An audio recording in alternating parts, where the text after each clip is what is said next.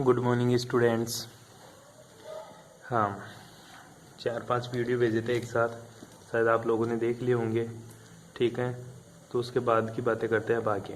ठीक है, उन्हीं वीडियोस के मैंने आपको नोट्स प्रोवाइड करवा दिए। हिंदी मीडियम वाले वही नोट्स लिखेंगे, इंग्लिश मीडियम के जो भी है वो मैंने उनको अलग से नोट्स भेजे। वो दूसरा, इंग्लिश मीडियम वाले के पास इंग्लिश की बुक होनी चाहिए। जो मैं पढ़ा रहा हूँ उसको आप इंग्लिश में देखिएगा। ठीक है, आज का जो लेक्चर रहेगा वो हिंदी इंग्लिश दोनों में रहेगा, तो ध्यान से देखिएगा। अपना जो टॉपिक है आज का वह है क्रिस्टल विज्ञान के नियम। हिंदी मीडियम वाले बच्चों के लिए क्रिस्टल विज्ञान के नियम, क्रिस्टल विज्ञान के नियम। इंग्लिश में क्या बोलेगा इसको तू? Laws of crystallography. ठीक है, लॉज ऑफ क्रिस्टलोग्राफी। ठीक है, जो लॉज ऑफ क्रिस्टलोग्राफी है, पहली बात तो गुरुजी जो क्रिस्टल विज्ञान होता है, क्रिस्टलोग्राफी होती है, वो क्या होती है? ठीक है, ये भी एक ब्रांच होती है साइंस की, जिसके अंदर अपन किसकी स्टडी करते हैं? जिसमें अपन स्टडी करते हैं स्ट्रक्चर ऑफ क्रिस्टल। ठीक है, किसकी स्टडी करते हैं? Structure of crystal, geometry. ठीक है, geometry and properties, geometry and properties of crystal. ठीक है, ध्यान दीजिएगा। लॉज ऑफ क्रिस्टलोग्राफी में पर सबसे पहले स्टार्ट कर रहे हैं कि गुरुजी जो मेरा क्रिस्टल विज्ञान होती है, क्रिस्टलोग्राफी होती है, ये क्या होती है?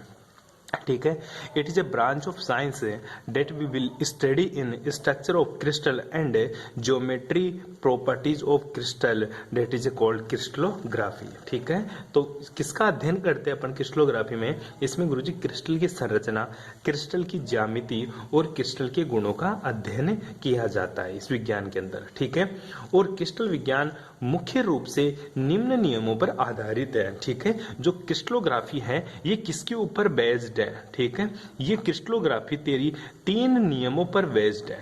ठीक है, 3 लॉज है जिनके ऊपर तेरी क्रिस्टलोग्राफी बेस्ड है। कौन कौन से लॉज है गुरुजी? ठीक है, पहला जो नियम है वो है अंतराफलक कोण की स्थिरता का नियम। कौन सा है? अंतराफलक कोण की स्थिरता का नियम। ठीक है, स्थिरता का नियम। इंग्लिश में क्या बोलेंगे अंतराफलक कोण की स्थिरता के नियम को? The laws of,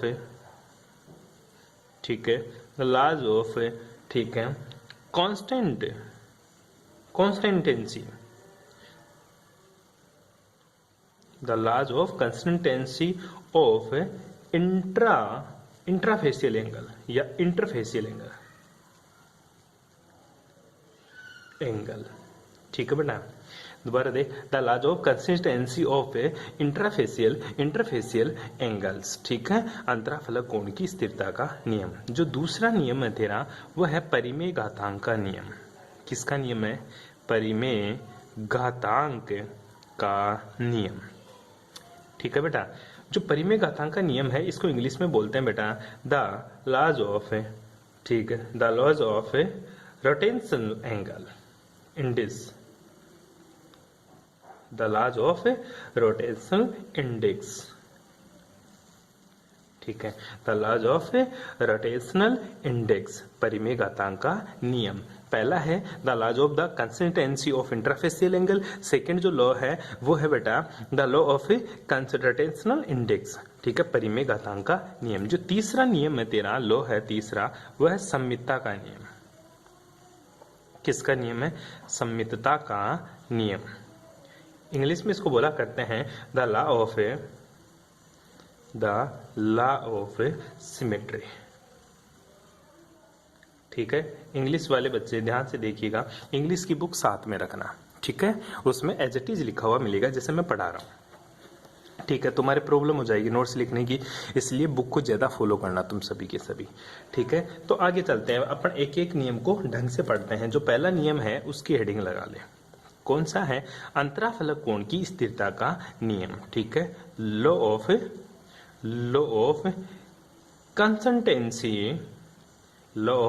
consistency of interfacial angles. ठीक है, इसका मतलब क्या है पहले समझ लें। The law of consistency of interfacial angle, मतलब जो कंसिस्टेंसी मतलब कांस्टेंट होंगे इंटरफेसियल एंगल, ठीक है, क्रिस्टल का। ये याद रखना, इंटरफेसियल एंगल का मतलब क्या होता है, दो फेस, ठीक है, दो फेस के बीच का जो एंगल होता है उसी को इंटरफेसियल एंगल बोलते हैं।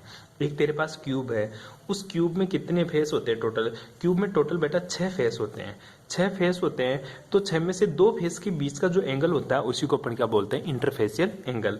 अब ये लोग क्या बोलता है कि किसी भी क्रिस्टल में या किसी भी क्यूब के अंदर, याद रखियो, किसी भी क्यूब या किसी भी क्रिस्टल के अंदर जो इंटरफेसियल एंगल है वो हमेशा कांस्टेंट होगा, चाहे उस क्रिस्टल को तू कोई सी भी विधि से बना, ठीक है, डिफरेंट डिफरेंट मेथड से चाहे तो उस क्रिस्टल का फॉर्मेशन करे, पर उस क्रिस्टल के अंदर जो इंटरफेसियल एंगल होगा वो 100% क्या रहेगा, कांस्टेंट रहेगा। फॉर एग्जांपल मैं बात करूं, तेरे पास एक क्रिस्टल लेते हैं NaCl का, नमक देखा तूने, NaCl का क्या होता है, अपना क्रिस्टल होता है, ठीक है।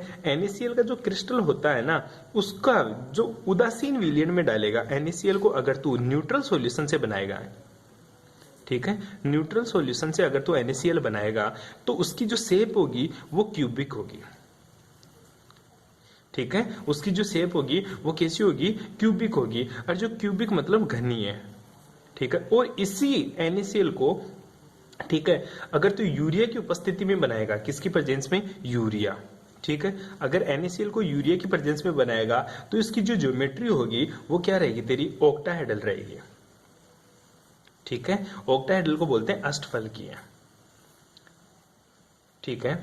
NaCl को चाहे तो न्यूट्रल सॉल्यूशन से बना, क्यूबिक, न्यूट्रल का मतलब ये होता है बेटा, NaCl के अगर स्ट्रॉन्ग एसिड और स्ट्रॉन्ग बेस के साथ अगर NaCl बनाते हैं, स्ट्रॉन्ग एसिड की रिएक्शन, स्ट्रॉन्ग एसिड क्या होता है तेरा HCl, और स्ट्रॉन्ग बेस क्या होता है तेरा NaCl, जब इसको न्यूट्रलाइज करता है तो तेरा NaCl प्लस H2O बनता है। अगर ये NaCl तू इस न्यूट्रलाइजेशन रिएक्शन से बनाएगा तो उसकी शेप क्यूबिक होगी, अगर इसको तू यूरिया से बनाएगा तो इसकी शेप कैसी होगी, ऑक्टाहेड्रल रहेगी। आई बात समझ में, ठीक है।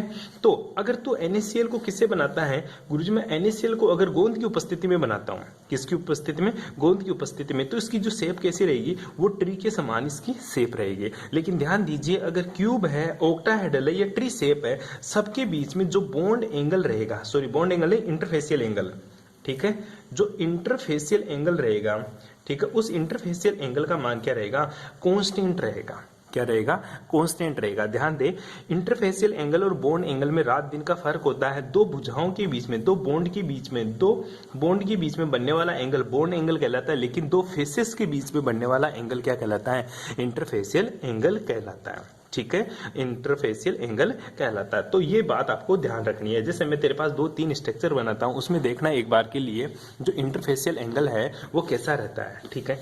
अगर मान ले मैं तेरे पास ये एक क्या बना रहा हूं, ठीक है, एक तेरे पास बेंजीन टाइप की स्ट्रक्चर बना रहा हूं, इसके बीच का एंगल कितना रहता है, 120 डिग्री, कितना रहेगा, 120 डिग्री। अगर इसी को मैं स्टार्ट कर दूं थोड़ा सा कि इस लेंथ को कम कर दूं और इन लेंथ को बढ़ा दूं, तो भी एंगल कितना रहने वाला है, ये 120 डिग्री ही रहेगा, 120 इसका बॉन्ड एंगल, वो फेसियल एंगल रहेगा। इसी तरह अगर इसी स्ट्रक्चर को मैं थोड़ा सा टेढ़ा मेढ़ा कर दूं, इस स्टाइल से कर दूं, ठीक है, तो भी इनके बीच का जो बॉन्ड एंगल रहेगा वो अभी भी 120 रहेगा, ठीक है। अगर सर मैं इसी को और थोड़ा सा टेढ़ा मेढ़ा करूं, ठीक है, कैसे भी कर ले, चाहे इसको छोटा सा कर ले, इसको बहुत बड़ा कर ले, ठीक है, तो भी इनके बीच का जो बॉन्ड एंगल रहेगा अभी भी वो कितना रहेगा, 120 डिग्री ही रहेगा। आई बात समझ में, जो 120 डिग्री बॉन्ड एंगल रहेगा वो सब में क्या रहेगा, कांस्टेंट रहेगा, क्या रहेगा, कांस्टेंट रहेगा, ठीक है। ये सबसे पहले प्रयोग, ये जो एक्सपेरिमेंट किया था, ये किया था बेटा स्टेनो ने। किसने किया था, स्टेनो ने, इसलिए इसको स्टेनोलॉज भी बोलते हैं। आई बात समझ में। अंतराफलक कोण जिस उपकरण के द्वारा, अगर ये जो बॉन्ड एंगल जिस उपकरण के द्वारा, जिस इंस्ट्रूमेंट के द्वारा इस बॉन्ड एंगल को अपन मेजर करते हैं, उसको क्या बोलेंगे अपन, उसको गोनियोमीटर बोलते हैं। कौन सा मीटर बोलते हैं, उसको गोनियोमीटर बोलते हैं। ये तेरे जीके के लिए इंपॉर्टेंट है, वैसे कोई काम का नहीं है तेरे। आई बात समझ में। बस ये तेरा होता है पहला law, law of consistency of interfacial angle. अब चलते हैं अपन दूसरे एंगल की तरफ, ठीक है। दूसरा एंगल कौन सा है तेरा, दूसरा जो नियम है, लॉ है, वो है तेरा परिमेय घातांक का नियम। परिमेय घातांक का नियम। ठीक है, अब परिमेय घातांक के नियम को इंग्लिश में क्या बोलते हैं वो देख ले। इसको बोलते हैं बेटा law of A rotational index, law of A rotational index. ठीक है, रोटेशनल इंडेक्स क्या होता है, परिमेय घातांक क्या होता है, ये सबसे पहले आपको पता होना चाहिए। हिंदी मीडियम के बच्चे ध्यान दें, इसको बोलते हैं परिमेय घातांक का नियम। इस नियम के अनुसार क्या होता है हिंदी मीडियम वालों के लिए, इस नियम के अनुसार एक क्रिस्टल के विभिन्न फलकों द्वारा क्रिस्टलोग्राफी अक्ष पर बनाए गए अंतःखंड या तो अनंत होते हैं या उसके कोई छोटे परिमेय गुणज होते हैं। ध्यान दें दोबारा से, एक क्रिस्टल के विभिन्न फलकों द्वारा, एक क्रिस्टल के, ठीक है, एक क्रिस्टल के विभिन्न, एक क्रिस्टल के विभिन्न फलकों द्वारा क्रिस्टलोग्राफिक, ठीक है, क्रिस्टलोग्राफिक एक्स पर बनाए गए अंतःखंड या काटे गए अंतःखंड, बनाए गए अंतःखंड, ठीक है, या तो क्या होंगे, या तो अनंत होंगे, अनंत को हिंदी इंग्लिश में क्या बोलते हैं, या तो इनफाइनाइट होंगे, या फिर क्या होंगे, या उसके छोटे परिमेय गुणज होते हैं।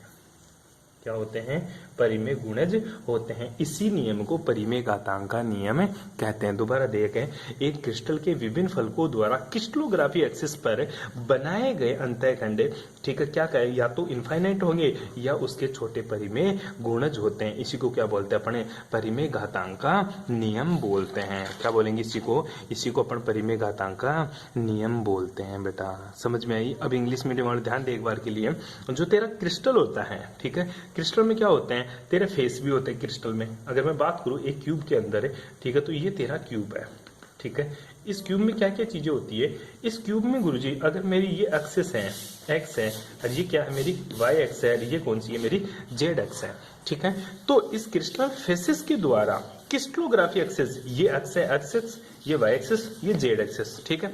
इसके ऊपर जो अंतःखंड काटे गए हैं, ठीक है, इंटरसेप्ट काटे गए हैं, इसके ऊपर जो इंटरसेप्ट काटते हैं उसको, वो क्या होंगे, या तो इनफाइनाइट पर काटेंगे या किस पर काटेंगे, या गुरुजी वो काटते हैं रोटेशनल मल्टीप्लाईज पर काटते हैं। किसके ऊपर काटते हैं, या तो इनफाइनाइट पे काटते हैं या फिर काटते हैं वो रोटेशनल मल्टीप्लाई पर काटते हैं। कैसे, देख एक क्रिस्टल की बात करूं मैं, छोटी सी सिंपल सी क्रिस्टल की बात करूं, ठीक है, तो मैं बात करना चाहता हूं, जैसे मेरे पास एक क्रिस्टल ले ले, जैसे मैंने एबीसी एक क्रिस्टल लिया, क्या ले लिया, एक एबीसी क्रिस्टल ले लिया, ठीक है। एबीसी क्रिस्टल है ना, ये कौन कौन सी डिस्टेंस ए बी और सी के ऊपर काटता है, ठीक है। माना एक फलक ले लिया तूने एबीसी, एक जो फेस ले लिया वो कौन सा ले लिया, एबीसी फेस ले लिया। अब एबीसी फेस एक्सिस के ऊपर क्या काटेगा, एबीसी पर क्या काटेगा, इंटरसेप्ट काटता है। एबीसी के ऊपर क्या काटता है, वो इंटरसेप्ट काटता है, ठीक है। तो क्रिस्टल के द्वारा दूसरा फलक क्या है, एल ए एम बी और एन सी क्या है, अंतःखंड काटेगा, खंड काटेगा। दोबारा समझ, हिंदी मीडियम में समझ ले एक बार के लिए।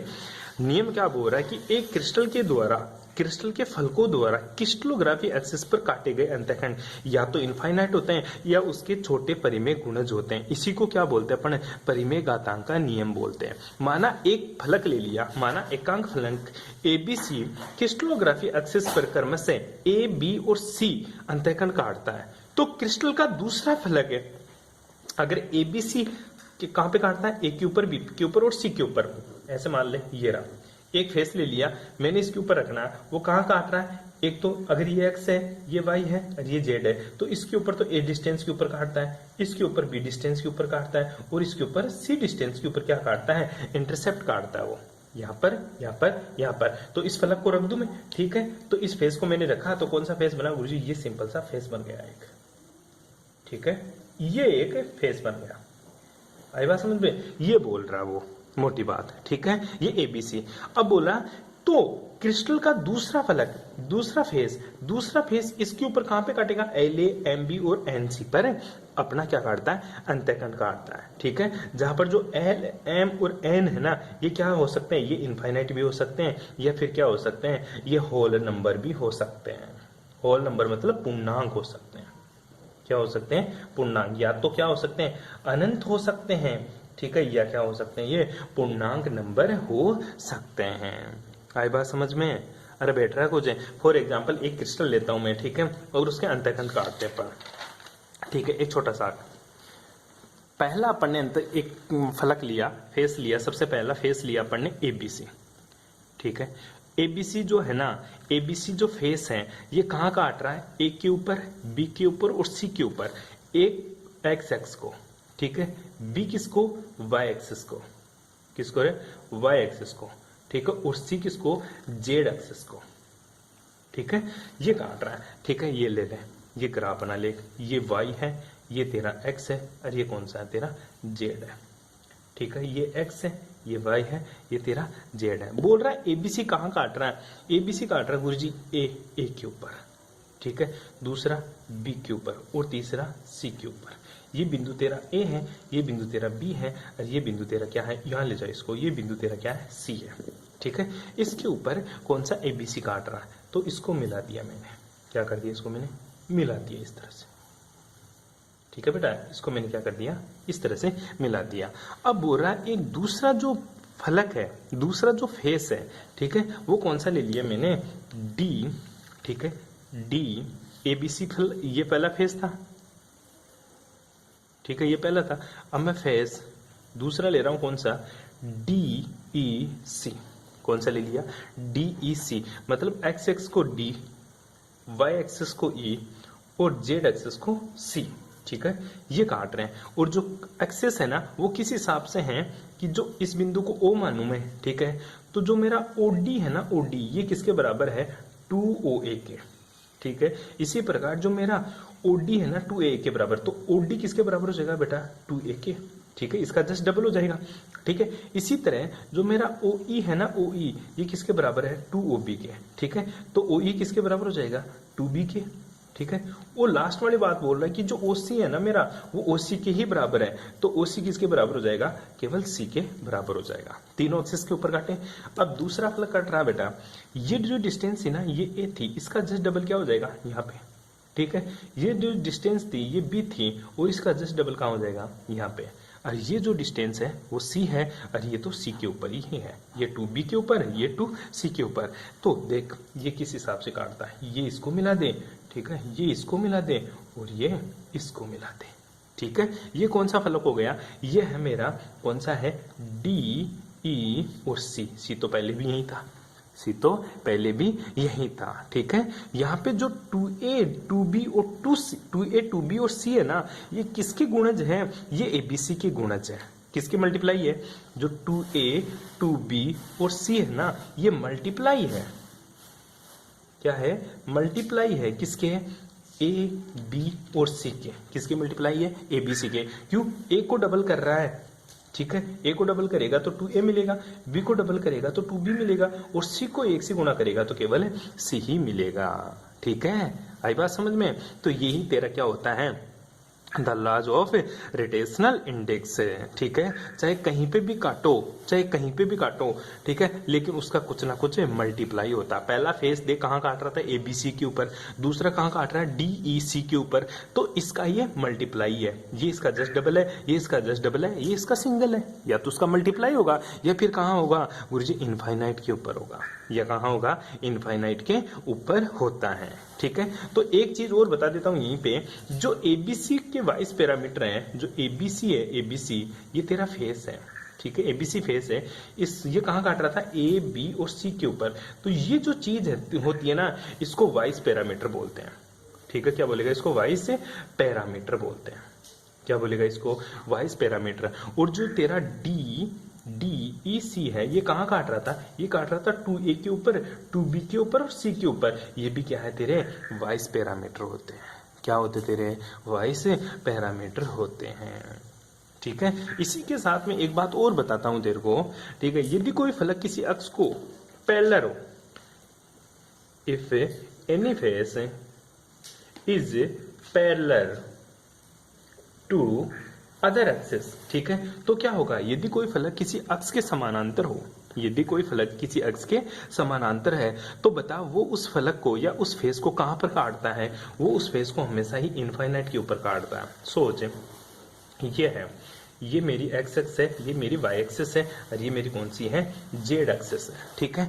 मैं तेरे को बोल दूं कि जो इसके वाइस पैरामीटर, ठीक है, मैं तेरे को बोलता हूं कि जो एबीसी फंक्शन है मेरा, एबीसी फेस है, ठीक है, एबीसी जो फेस है, इस ये जो एबीसी फेस है ना, ये किसके समानांतर है, वाई अक्ष के, क्या है, वाई अक्ष के समांतर है, ठीक है। किसके समांतर है, वाई एक्स के, वाई एक्सिस के क्या है, ये पैरेलल है। अगर वाई एक्स के पैरेलल हुआ तो ये वाई एक्सिस को कहां काटेगा, ये गुरुजी वाई एक्सिस को इनफाइनाइट पर काटेगा। कहां काटेगा बेटा, वाई एक्सिस को इनफाइनाइट पे काटेगा। तो जो उसके पैरामीटर होंगे, ठीक है, बोल रहा हूं फेस एबीसी वाई एक्स के तो पैरेलल है, और एक्स और जेड को, एक्स तथा जेड को कहां काटता है, एकांक पर काटता है। कहां काटता है, एकांक दूरी पर, मतलब यूनिट पर काटता है।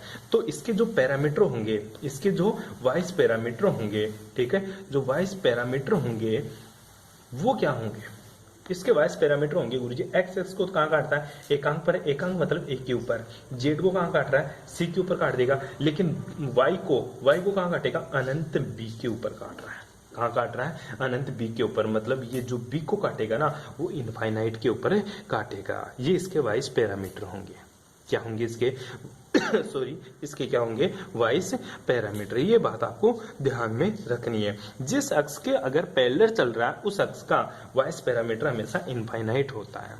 क्या होता है बेटा, हमेशा इनफाइनाइट होता है। यहां तक किसी को कोई प्रॉब्लम। अब अपन वाइस पैरामीटर पढ़ रहे हैं, तो एक बार हेडिंग लगा ले, तेरा वाइस पैरामीटर क्या होते हैं, ठीक है। वाइस, हिंदी में भी इसको वाइस पैरामीटर बोलते हैं, ठीक है, वाइस पैरामीटर पद्धति, ठीक है। इंग्लिश में क्या बोलेंगे, vice parameter system, vice parameter system. क्या होता है वाइस पैरामीटर सिस्टम, वो देखिएगा एक बार के लिए, ठीक है। हिंदी वाले सुन लो एक बार के लिए, वाइस पैरामीटर सिस्टम क्या होता है।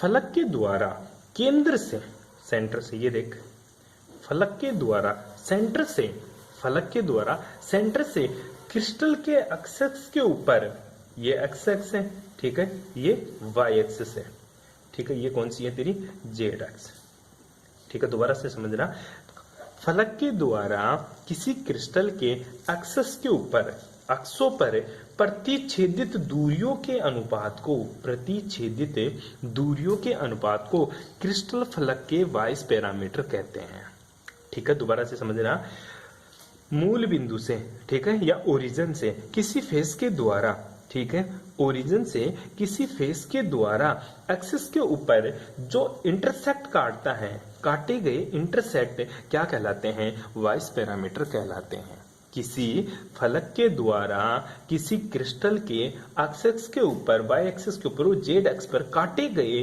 प्रतिच्छेदित बिंदुओं को क्या बोलते हैं अपने, वाइस पैरामीटर बोलते हैं। जैसे ये तेरा ए पे काट रहा था, 2A पर, 2B पे और C पे काट रहा था, तो ये इसके क्या है, वाइस पैरामीटर।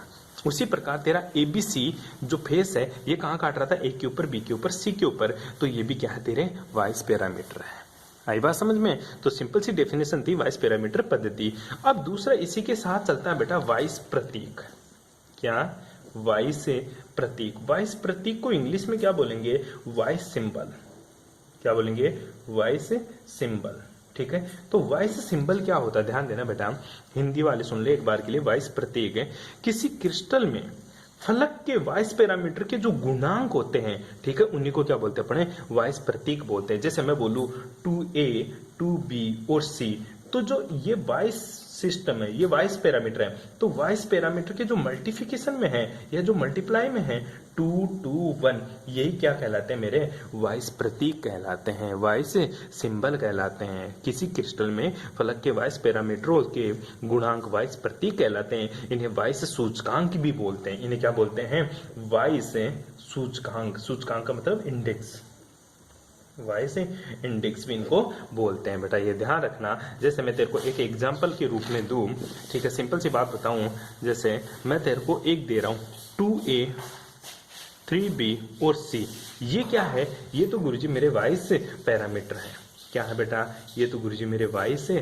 पैरामीटर है, ठीक है। और इसमें से एबीसी को हटा दूं 2 2 1, तो ये क्या कहलाएंगे मेरे, ये कहलाएंगे मेरे वाई से इंडेक्स, क्या कहलाएंगे, वाई से इंडेक्स कहलाएंगे या वाई से सिंबल कहलाएंगे ये चीजें। बेटे ये बात समझ में, ठीक है। तो ये तेरी बात थी जो मैंने आप लोगों को यहाँ तक समझा दी। आपको कहाँ से करना है ये सारी चीजें, ये गुरुजी मेरे को कहाँ मिलेगी, ये सारी इंग्लिश मीडियम वालों को इंग्लिश की बुक में आसानी से मिल जाएंगी। फिर भी अगर उसको नोट्स लिखने में प्रॉब्लम आए तो वो पूछ लेना भाई, ठीक है। उसके बाद में एक छोटा सा टॉपिक और चलता है तेरा, वो टॉपिक कौन सा है, वो चलता है मिलर सूचकांक पद्धति। मिलर सूचकांक पद्धति, यहां से क्वेश्चन बनेगा, ठीक है। यहां से क्वेश्चन बनना शुरू हो गया। मिलर सूचकांक पद्धति को इंग्लिश में क्या बोलेंगे, मिलर, क्या बोलेगा, मिलर इंडेक्स सिस्टम, ठीक है। अब देख मिलर इंडेक्स सिस्टम क्या होता है। मिलर सूचकांक तो वाइस पैरामीटर और वाइस इंडेक्स तो मेरे को पता है, लेकिन गुरुजी ये मिलर इंडेक्स सिस्टम क्या होता है, ठीक है। हिंदी मीडियम वाले ध्यान दीजिएगा, पहली बार हिंदी वाले सुन ले एक बार। मिलर सूचकांक पद्धति के अनुसार प्रत्येक फलक को 3 पूर्णांक, प्रत्येक फलक को 3 पूर्णांक कौन से हैं, ये इंपॉर्टेंट है, 3 होल नंबर कौन से हैं, HKL द्वारा प्रदर्शित करते हैं। किसके द्वारा प्रदर्शित करता है, HKL द्वारा प्रदर्शित किया जाता है। जहां पे जो तेरा HK और L है ना, ये क्या है, ये तो x अक्ष के ऊपर, ये y अक्ष के ऊपर और ये z अक्ष के ऊपर क्या है, मिलर अंक होते हैं। क्या होते हैं, मिलर अंक, मतलब मिलर नंबर, क्या है, मिलर नंबर होते हैं। इन्हीं मिलर नंबर को क्या बोलते हैं अपन, मिलर सूचकांक बोलते हैं। क्या बोलेगा, मिलर सूचकांक बोलते हैं। दोबारा से ध्यान दीजिए इंग्लिश मीडियम वाले, जो मिलर इंडिसेस होते हैं, ठीक है, in the Miller indices system, ठीक है, every faces have 2 whole number HKL. These are whole number of HKL is the intersect of x-axis, y-axis and z-axis. ठीक है, these number is called the Miller number and these symbol are called the Miller indices. क्या कहलाएंगे, Miller indices, ठीक है। ध्यान दीजिए, x Y H के L क्या है, ये मेरे होल नंबर होते हैं। क्या होते हैं, होल नंबर, जो क्या करते हैं, एक्स वाई और जेड पर क्या करते हैं, इंटरसेक्ट करते हैं या एक्स वाई जेड के ऊपर उपस्थित होते हैं। इसी को अपन क्या बोलते हैं, मिलर सूचकांक बोलते हैं। क्या बोलते हैं, मिलर सूचकांक। तथा उस फलक को HKL फलक बोलते हैं। जो फेस होगा, ठीक है, वो फेस क्या कहलाएगा, मेरा HKL फेस कहलाता है। बैठ रही है बात समझ में, ठीक है। अब क्या क्वेश्चन क्या पूछता है, डेफिनेशन कोई नहीं पूछता, सिंपल सी बात है। डेफिनेशन में क्या लिखिएगा, एक्स वाई जेड के ऊपर जो होल नंबर के HKL होते हैं, जो होल नंबर के सिंबल होते हैं, अपन HKL को भी ABC से दिखा रहे थे। किससे दिखा रहे थे, ABC से। बस यहाँ पे मैंने उनको बता दिया कि HKL होंगे, वो क्या होंगे, HKL। ये HKL क्या कहलाते हैं, मेरे मिलर इंडिसेस कहलाते हैं। क्या कहलाते हैं, मेरे मिलर इंडिसेस। अब गुरुजी जो HKL है ना, इसको मैं कैसे फाइंड आउट करूंगा, ठीक है। किसी फलक के मिलर सूचकांक HKL को ज्ञात करना, ठीक है, फाइंड आउट है, या फिर डिटरमाइन मिलर इंडिसेस, ठीक है। मिलर इंडिसेस को मैं कैसे डिटरमाइन करूंगा, ठीक है। ध्यान दीजिएगा, सबसे पहले हिंदी मीडियम वाले के लिए मिलर सूचकांक ज्ञात करना, मिलर सूचकांक ज्ञात करना, कैसे मिलर सूचकांक ज्ञात करते हैं अपन, ठीक है। देख बेटा एक बार के लिए, सबसे पहले तेरे को क्या मिलेंगे, वाइस पैरामीटर। क्या मिलेंगे, सबसे पहले वाइस पैरामीटर। वाइस पैरामीटर कैसे, वाइस पैरामीटर दे दिया तेरे को, जैसे 2A 2B और C, ठीक है। उसके बाद में वाइस पैरामीटर से तू क्या निकलेगा, गुरुजी वाइस इंडेक्स, वाइस इंडिसेस। जो वाइस इंडिसेस होगा वो ABC खा जाएगा, तो बचेगा क्या, 2 2 1, ठीक है। ये इसके क्या होंगे, वाइस इंडिसेस। अब जो वाइस इंडिसेस है ना, इनको क्या कर दे, रिवर्स, ठीक है, रिवर्स ऑफ वाइस इंडिसेस, ठीक है। रिवर्स कैसे करेगा, उल्टा, ठीक है, व्युत्क्रम कर दिया इनका, ठीक है। मिलर इंडिसेस का क्या कर दिया, व्युत्क्रम, 1/2 कर दिया, 1/2 कर दिया और 1/1 कर दिया, मतलब 1 के डिवाइड में 1 लिखेगा तो 1/1 ही बचेगा। ठीक है, उसके बाद में क्या करेगा, ठीक है, उसके बाद में बहुत इंपॉर्टेंट बात यह है कि छोटी से छोटी संख्या से गुणा कर ताकि यह फ्रैक्शनल नंबर हट जाए।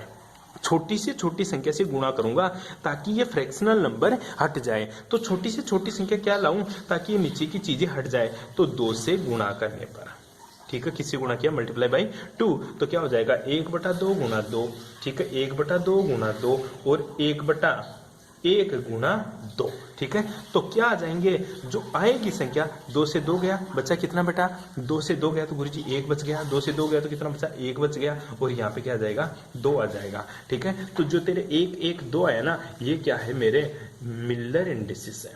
क्या है, मिलर इंडिसेस।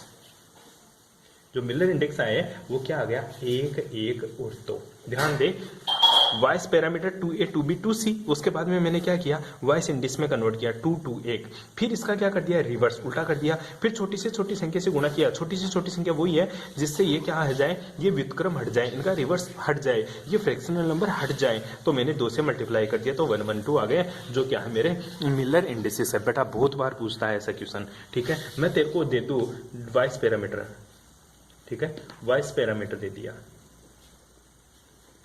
क्या दे दिया, वॉइस पैरामीटर मैंने दे दिया इनफाइनाइट a 2b और 3c दे दिया। ठीक है, ओनली c दे दिया। ठीक है, तो ये वॉइस पैरामीटर, सबसे पहले वॉइस पैरामीटर का उल्टा करेगा। मैं पूछ रहा हूं कि इसके मिलर इंडिसेस क्या होंगे। वॉइस पैरामीटर देगा तेरे को, क्वेश्चन क्या पूछेगा, निम्न वॉइस पैरामीटरों के मिलर इंडिसेस ज्ञात करो। ठीक है, तो ये वॉइस पैरामीटर दे दिया तेरे को, इसके मिलर इंडिसेस निकालने हैं। तो सबसे पहले क्या करेगा, जो मैं सर सबसे पहले करने वाला हूं वो वॉइस इंडेक्स निकालूंगा मैं। ठीक है, वॉइस इंडिसेस में एबीसी खा जाऊंगा, ये ले इनफाइनाइट, ये 2, ये 1, सी के गुणा में 1 होता है, मेरा ध्यान रखना। ठीक है, ये कर दिया। अब मैं इसका क्या करूंगा गुरुजी, व्युत्क्रम। ठीक है, क्या करूंगा, व्युत्क्रम। व्युत्क्रम करेंगे तो क्या आ जाएगा गुरुजी, 1/अनंत, ठीक है, 1/2 और 1/1। ठीक है, अब क्या करूंगा, लोवेस्ट नंबर से मल्टीप्लाई करूंगा। उससे पहले देख ले बेटा, 1/अनंत का मान हमेशा क्या हो जाता है, 0 हो जाता है। 1/इनफाइनाइट किसके बराबर होता है, 0 के बराबर होता है, और 1 को डिवाइड करेगा तो 1 से 1 ही रहेगा। अब करेंगे छोटी से छोटी संख्या से गुणा करने पर, छोटी संख्या से गुणा करने पर, छोटी संख्या मैंने ली 2, तो 2 को 0 से गुणा करूंगा, 1/2 गुणा 2, और 1 को गुणा करूंगा 2 से, तो कितना आ जाएगा बेटा, 0 1 और 2। ये इसके क्या है, मिलर इंडिसेस। क्या है, मिलर इंडिसेस। ये क्वेश्चन पूछता है। ठीक है, कोई प्रॉब्लम यहाँ तक है, अरे कर लेगा ऐसे छोटे छोटे क्वेश्चन से, कोई बड़ी बात ही नहीं है इसमें। मैं एक और दे देता हूँ क्वेश्चन देख करा के और बता देता हूँ, छोटा सा क्वेश्चन और दे देता हूँ। जैसे मान ले 2a आ जाए, 3b आ जाए और c आ जाए, इसके मिलर इंडिसेस निकालने तेरे को। तो ये क्या है, वॉइस पैरामीटर। वॉइस पैरामीटर से कहाँ जाएगा, वॉइस इंडेक्स। ठीक है, ये हल है। फिर कहाँ जाएगा गुरुजी, व्युत्क्रम। व्युत्क्रम 1/2, 1/3 और 1/1। फिर क्या करेगा, छोटी से छोटी संख्या से गुणा। 2 से गुणा करूंगा तो ये फिर भी फ्रैक्शनल बना रहेगा, तो मैं गुणा कर रहा हूँ 6 से, तो 1/2 गुणा 6, 1/3 गुणा 6 और 1। ठीक है, तो कितना आ जाएगा, 3 2 1। ये क्या आ जाएंगे, इसके मिलर इंडेक्स। क्या आ जाएंगे, मिलर इंडेक्स। बस ऐसे करना है, बाकी की बातें करेंगे नेक्स्ट क्लास में। Thanks for cooperation.